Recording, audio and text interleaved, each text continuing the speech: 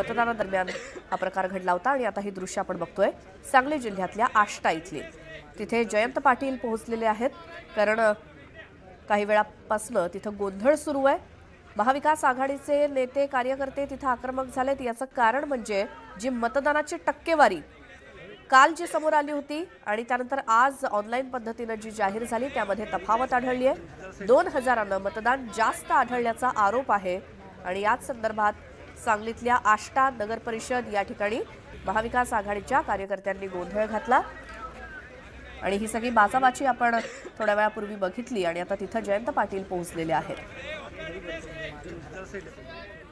ज्या strong room मध्ये हे ईव्हीएम ठेवण्यात आलेले आहेत तिथेच हा गोंधळ उडाला। त्यानंतर स्ट्रॉंग रूम बाहेर महाविकास आघाडीचं आंदोलन सुरू असताना जयंत पाटील सुद्धा तिथे पोहोचलेत आणि ते तिथे या अधिकाऱ्यांशी चर्चा करतायत आपण बघितलं।